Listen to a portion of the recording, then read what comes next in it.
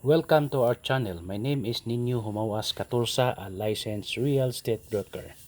Now we have another listing. So the property we are selling is 10,000 square meters. It's a titled property located in Barangay Santo Niño, Danau, Bohol. So it's an interior town next to Hetape. So this is good, no? Because from Hetape, which is the coastal town, then there are so many ferry or boats going to Cebu back and forth. So the adjacent town is this one, no? This town, no? This town, Danau Bohol. And this property has so many coconut trees. So daghan siya og lubi.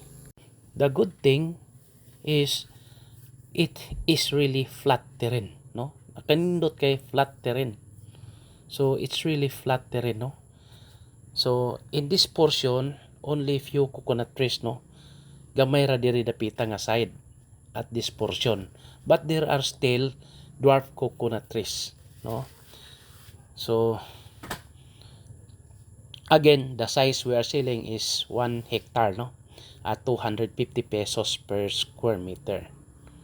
So for site inspection, please call, no? Tawagan lang ko at this number 0917-1133711 or 0929-6419733 Viber and WhatsApp, or add me to my Facebook account.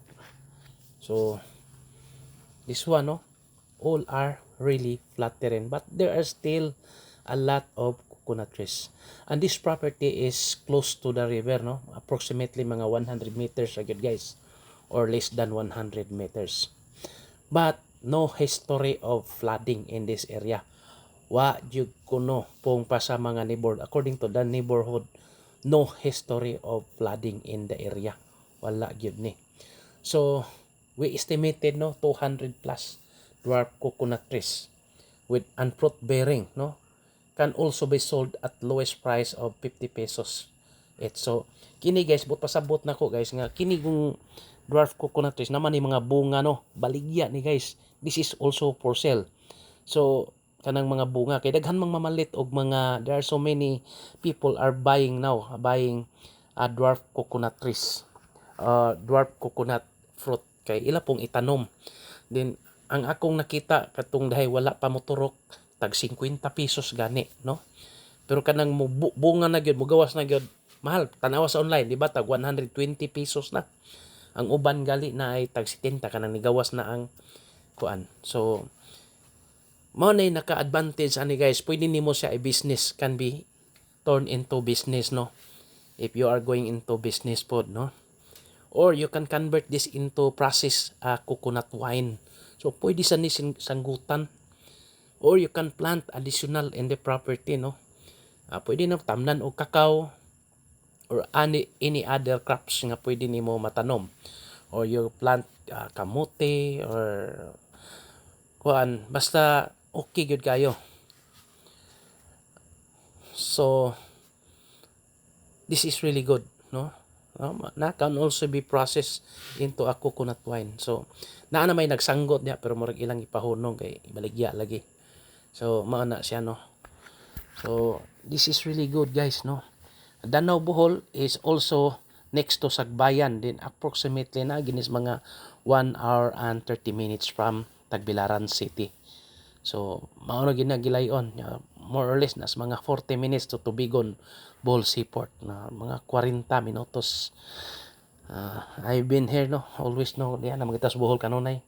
So nindot kayo ang mga dwarf coconut trees na pwede ra magkuan lang kagamay ba. Ana ba, no, makita nimo. Then there are also banana trees, no, napoy mga banana trees. But they plant also kanang corn, no. Weather in the area is cold, no, especially at night. So bugnaw maguding Danau guys, magfogging gani na diha. Sahay naa diha ang Danau Adventure Park. So dapit ra ni poblasyon kini nga location, near to the poblasyon. So kini ray dili maayo ang road dinhi, pero ug adto ka sa una gamay mga approximately mga 50 meters away from here, it's really a concrete road na. Then I think there is a water. Electricity no problem, signal is also okay, no problem also, no. So manji problema ning location na guys is really good, no. So as for me, it's good for an investment, or you can live here. Pwede nimo po yan, no. There are two small houses, no, small farmhouse. Pwede na nimo gamiton, so you can use that farmhouse. So here comes our drone video. We see the river. So this river, no, this is the coconut trees, no, makita na to, no, and there is a what you call that, the rice field. So mao na guys, no, the rice field is part of the title, but the owner will sell the portion of kanang the coconut trees, or the open lot one, no.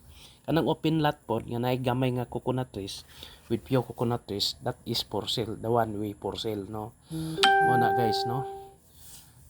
So nindot kaayo. So okay gyud ni guys, no. Okay ni nga location, okay pod ang lugar, no.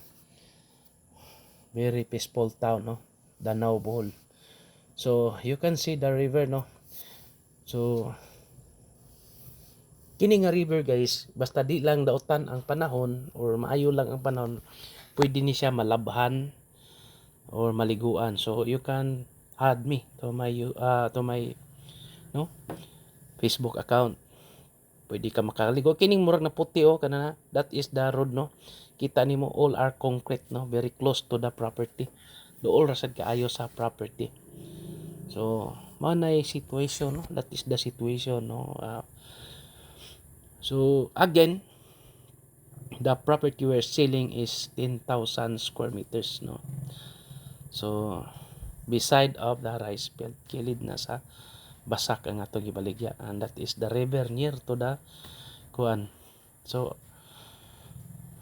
I asked the neighborhood, no, regarding the river, then that is their kuan, no history of flooding even during typhoon, no, even audit time kusog man gyud to, wala gid na siya mo awas, no.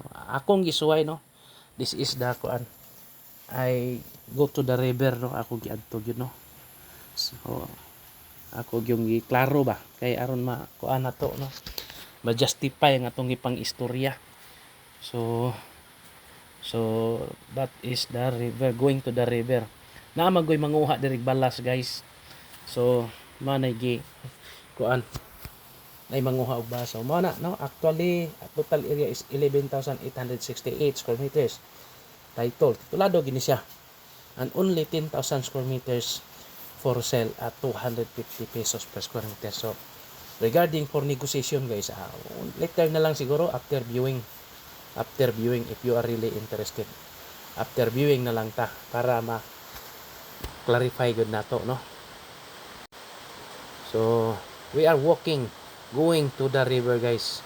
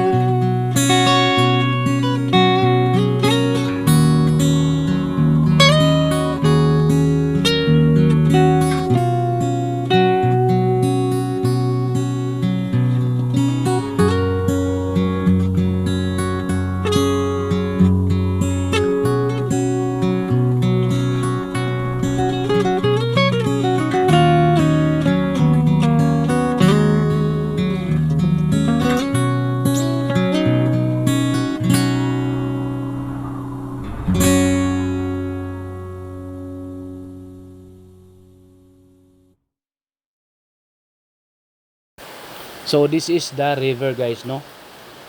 Nindot kayo, no, dako siya hawan, dako siya nga river, no. Yes, I observe, no, I notice nga mga bato-bato gyud guys, oh. Meaning kung normal lang yun na river is during normal weather situation, can be also kanang pwede siya manglabad, daghang manglabad diri guys, daghang mga tao manglabad diri or mga ligo, they are going to swim, no, basta dili lang nga aron ting-uwan. So then mao na ni ang kalsada paingon sa National Highway, approximately 2 kilometers from National Highway guys.